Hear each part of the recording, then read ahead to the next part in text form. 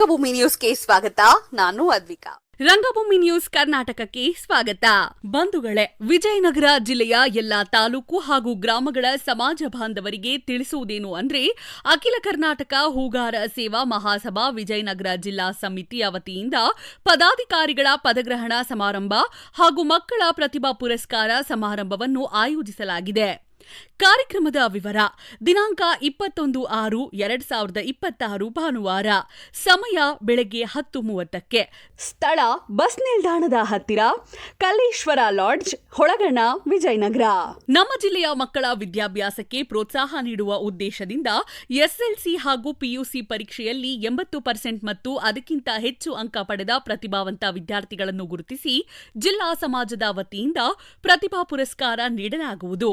ಈ ಮಹತ್ವದ ಕಾರ್ಯಕ್ರಮಕ್ಕೆ ಜಿಲ್ಲೆಯ ಮತ್ತು ತಾಲೂಕುಗಳ ಎಲ್ಲಾ ಸಮಾಜ ಬಾಂಧವರು ಆಗಮಿಸಿ ಯಶಸ್ವಿಗೊಳಿಸಬೇಕು ಎಂದು ಜೀರಾ ಜಂಬಣ್ಣ, ಪುರುಷೋತ್ತಮ್ ಜೀರ್, ಮಹೇಶ್ ಹೂಗಾರ, ಮಲ್ಲಪ್ಪ ಹೂಗಾರ, ಶರಣಬಸಪ್ಪ ಹೂಗಾರ, ಗಂಗಾಧರ್ ಹೂಗಾರ, ಅಶೋಕ್ ಹೂಗಾರ, ಲಿಂಗೇಶ್ ಹೂಗಾರ, ಮಲ್ಲಿಕಾರ್ಜುನ ಪೂಜಾರ್, ಸಂತೋಷ್ ಹೂಗಾರ್, ಮೃತ್ಯುಂಜಯ ಹೂಗಾರ್, ಸುರೇಶ್ ಹೂಗಾರ್, ರಮೇಶ್ ಹೂಗಾರ್, ಸಂಗಪ್ಪ ಹೂಗಾರ್, ಬಸವರಾಜ ಕಳಕಪ್ಪ ಹೂಗಾರ್, ಚನ್ನಪ್ಪ ಹೂಗಾರ್, ಶ್ರೀಕಾಂತ್ ಹೂಗಾರ್, ಈಶ್ವರಪ್ಪ ಹೂಗಾರ್, ಶಿವಪ್ಪ ಹೂಗಾರ್, ವಿರೂಪಾಕ್ಷ ಹೂಗಾರ್, ಮನೋಹರ್, ನವೀನ್, ಪ್ರಶಾಂತ್ ಹಾಗೂ ಜಿಲ್ಲಾ ಅಧ್ಯಕ್ಷರಾದ ಮಹೇಶ್ ಹೂಗಾರ್ ರವರು ಮನವಿ ಮಾಡಿಕೊಂಡಿದ್ದಾರೆ.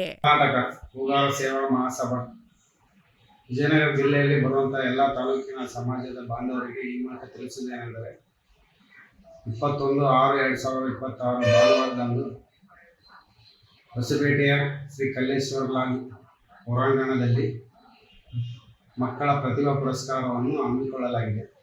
ಆದ್ದರಿಂದ ನಮ್ಮ ಜಿಲ್ಲೆಯ ಮಕ್ಕಳ ಮುಂದಿನ ವಿದ್ಯಾಭ್ಯಾಸಕ್ಕೆ ಸ್ಫೂರ್ತಿ ಸಿಗಲೆಂದು ಈ ಅಭಿಪ್ರಾಯವನ್ನು ಕಟ್ಟಿಕೊಳ್ಳಲಾಗಿದೆ. ಸಮಾಜಕ್ಕೆ ಒಂದೊಂದು ಕಡೆ ಒಂದೊಂದು ಹೆಸರೈತ್ ನೋಡವ್ವ.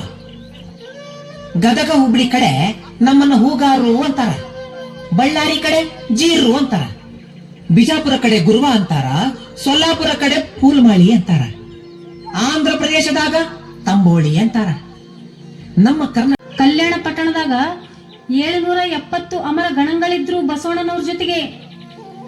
ಬಸವಣ್ಣ ಬರ್ದಂಗ ಮಾದಯ್ಯನು ವಚನ ಬರ್ದನಿನವ. ಎಲ್ಲರಿಗೂ ವಚನ ಬರೆಯೋ ಶಕ್ತಿ ಇದ್ದಿಲ್ಲ.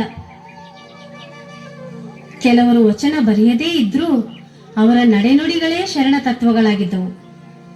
ಅವರಿಗೆ ಕಾಯಕವೇ ಕೈಲಾಸವಾಗಿತ್ತು. ಅಂಥವರಲ್ಲಿ ಹೂಗಾರ ಮಾದಯ್ಯ ಒಬ್ಬ ಮಹಾಶರಣನಾಗಿದ್ದ. ಇಡೀ ದಿನ ಶಿವನ ಪೂಜೆಗೆ ಪತ್ರಿ, ಅಲಂಕಾರಕ್ಕೆ ಹೂಮಾಲೆ ಕಟ್ಟೋದ್ರಾಗೆ ಶಿವನ ಧ್ಯಾನದಾಗ ಮೈ ಮರೆಯುತ್ತಿದ್ದ. ಇನ್ನ ವಚನ ಯಾವಾಗ ಬರೀಬೇಕು? ಹಿಂಗಾಗಿ ಆತನ ಒಂದೂ ವಚನ ಸಿಕ್ಕಿಲ್ಲ. ಆದ್ರೆ ಆತನ ಜೀವನವೇ ಒಂದು ಮಹಾಪುರಾಣ. ಕಲ್ಯಾಣ ಸೇರುವ ಮುಂಚೆ ಆತ ಬಾದಾಮಿ ಸಮೀಪ ಜಾಲಿಹಾಳ ಊರಿನ ಶಿವನ ಗುಡಿಯಲ್ಲಿ ಪೂಜಾರಿಯಾಗಿ ಅರ್ಚನೆ ಮಾಡುತ್ತಿದ್ದ. ಒಂದು ದಿನ ಏನಾಯ್ತು ಅಂದ್ರೆ,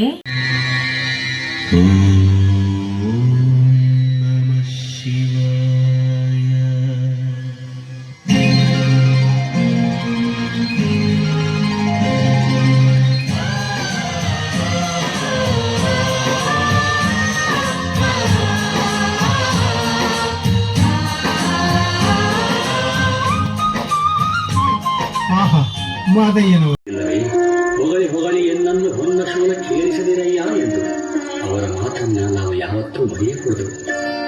ಅಹಂಕಾರವನ್ನ ತಲೆಗೆ ಏರಿಸಿಕೊಳ್ಳಬಾರದು. ಮನುಷ್ಯ ಹೊಗಳಿಕೆಗೆ ಹಿಗ್ಗಬಾರದು, ತೆಗಳಿಕೆಗೆ ಕುಗ್ಗಬಾರದು. ಬ್ರಹ್ಮ ಪದವಿಯನಲ್ಲಿ ವಿಷ್ಣು ಪದವಿಯನಲ್ಲಿ ಎಂಬ ಅಣ್ಣನವರ ವಚನ ನಮಗೆ ದಾರಿದೀಪವಾಗಬೇಕು. ನಮಗೆ ಆ ಶಿವನ ಉಡುಗೆಯಿದ್ದರೆ ಸಾಕು, ಮತ್ತೇನೂ ಬೇಡ. ಹೂಗಳ ತನದಲ್ಲಿ ನಾನು ಹೂಗಳ ಜೊತೆ ಮಾತನಾಡುತ್ತಿರುವಾಗ ಶಿವ ಜಂಗಮವೇಶದಲ್ಲಿ ಬಂದ.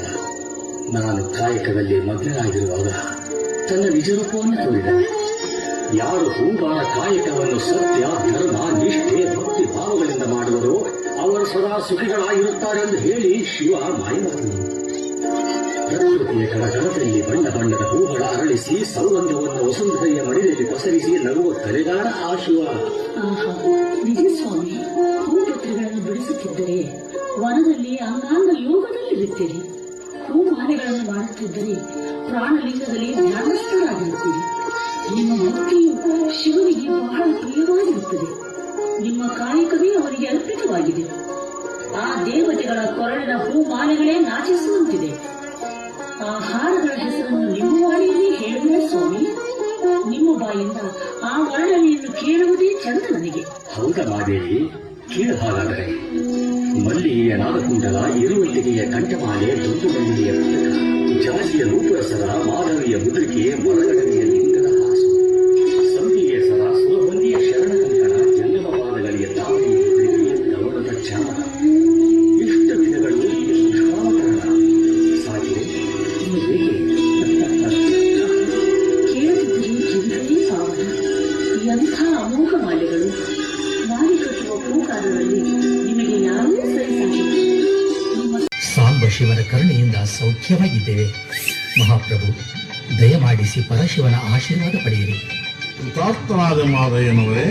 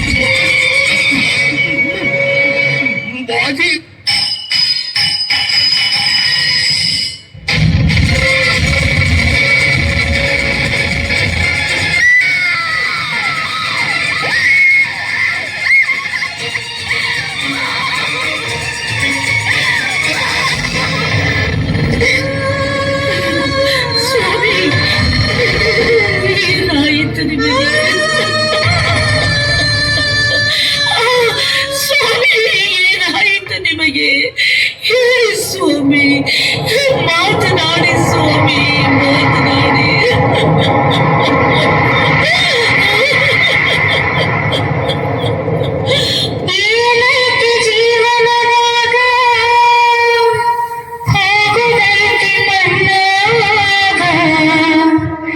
ಚಿಂತಿಲ್ದ ಕೋಡದೈತಿ ಜಂತಿಲ್ದ ಮನೆಯಾಗ, ಚಿಂತಿಲ್ದ ಕೋಡದೈತಿ ಜಂತಿಲ್ಲದ ಮನೆಯಾಗ.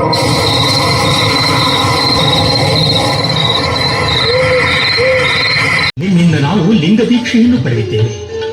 ಅಪ್ಪಣ್ಣನವರೇ, ಈ ಗುರುಗಳ ಹೃದಯವಂತಿಕೆ, ನಿಮ್ಮಂತ ಶರಣರ ಅವಿನಾಭಾವ ಸಂಬಂಧ, ಸತ್ಯಶುದ್ಧ ಕಾಯಕ, ದಾಸೋಹ ಸೇವೆ ಇವೆಲ್ಲ ಈ ಕಲ್ಯಾಣದಲ್ಲಿ ನಮಗೆ ಹೊಸದಾಗಿ ನಮ್ಮ ಜನ್ಮವನ್ನು ಸಾರ್ಥಕಗೊಳಿಸಿವೆ. ನಾವು ಧನ್ಯರಾದೆವು. ಇದಾಗಿತ್ತು ಇವತ್ತಿನ ರಂಗಭೂಮಿ ನ್ಯೂಸ್. ನಮಸ್ತೆ.